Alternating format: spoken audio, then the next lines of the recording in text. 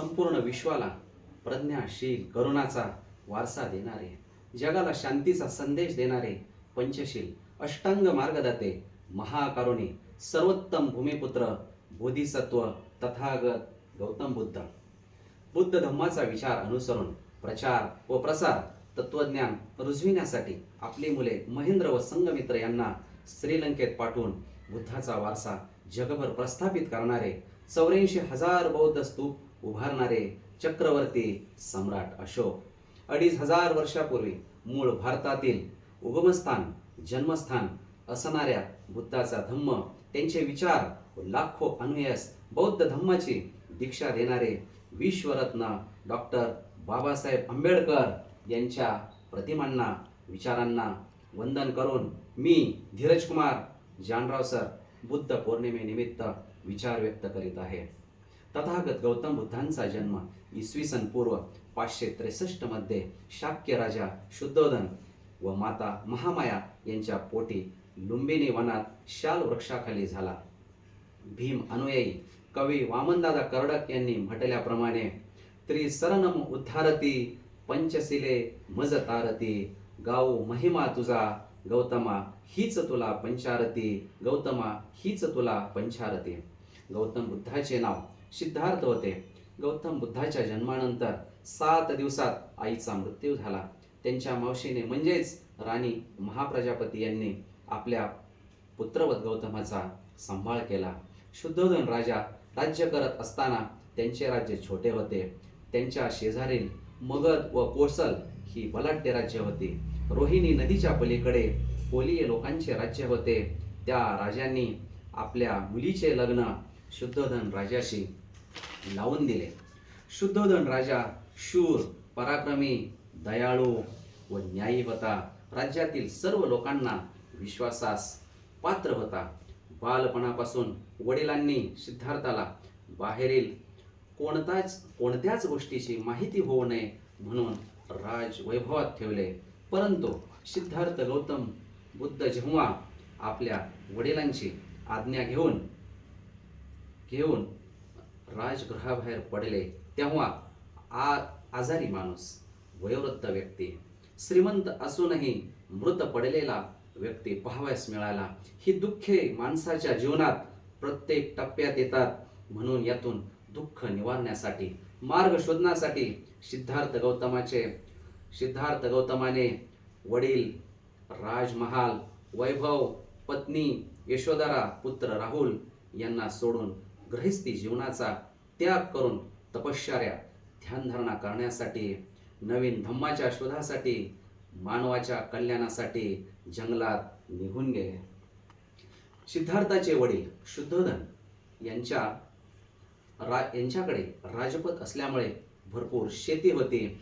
1000 नांगर त्यांच्या शेतात नांगरण्यासाठी लागत. सिद्धार्थ भर उन्हात वडिलांबरोबर शेतातील कामे करत, नंतर वेळ मिळाला की झाडाखाली ध्यानधारणा करत.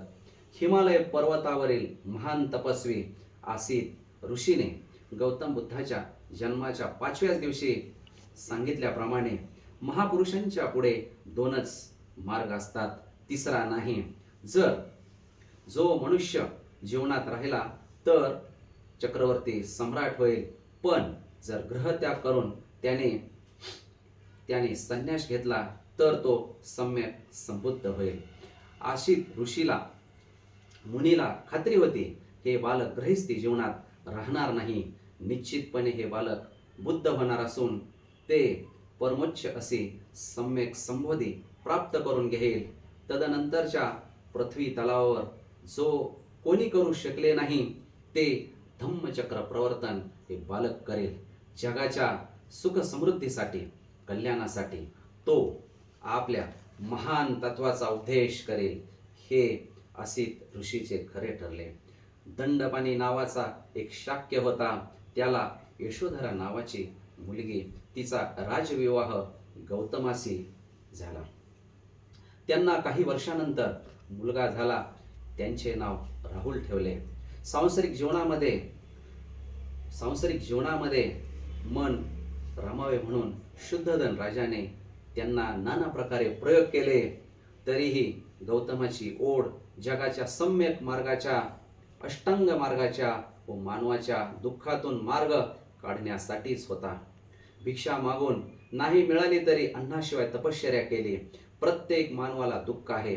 दुःखातून बाहेर पडण्याचा मार्ग, दुःखातून बाहेर काढण्याचा मार्ग शोधण्यासाठी, बुद्धत्व प्राप्त करण्यासाठी राजवैभव व कुटुंबाला सोडून वनात राहणे एवढी सोपी गोष्ट नव्हतीच. म्हणून तर संपूर्ण विश्व बुद्धाला गुरुस्थानी मानते. त्यांचा उपदेश, त्यांना सम्यक अष्टांग मार्ग पंचशील ग्रहण करतात. बुद्धांनी पहिला उपदेश, पहिले प्रवचन धम्मचक्र प्रवर्तन उत्तर प्रदेशातील सारनाथ येथे दिले. पुढे यशस्वी धम्मदीक्षा, सारीपुत्त आणि मोगलयान यांची धम्मदीक्षा, राजा बिंबिसार 12 लाख लोकांसह धम्मदीक्षा घेतली. पण त्यापूर्वी त्यांच्या मनात आलेल्या अनेक प्रश्न, उद्भवलेले प्रश्न ओळखून भगवान बुद्धांनी त्यांनी आपल्या धम्माचा उपदेश दिला. एकही काळा डाग न पडलेल्या स्वच्छ वस्त्राला ज्याप्रमाणे रंग उत्तम प्रकारे चढतो, त्याचप्रमाणे बिंबिसार ज्यांचा अधिपती आहे अशा या मगध वासीय हजारो गृहस्थांना त्या शुद्ध शाही निष्कलंक धम्माचा रंग धारण केला. 1000 लोकांनी तर आपण भगवान बुद्धांचे उपासक झाल्याचे घोषणा केली. नंतर अनाथ पिंडिकाची धम्मदीक्षा महाप्रजापती गौतमी, यशोदा व राहुल यांनीही धम्मदीक्षा घेतली.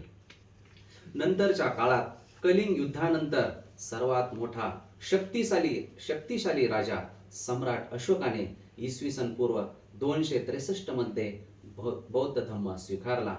दादा केळुस्कर यांनी स्वतः लिहिलेले पुस्तक गौतम बुद्धाचे चरित्र डॉक्टर आंबेडकरांना लहान वयातच भेट म्हणून दिले.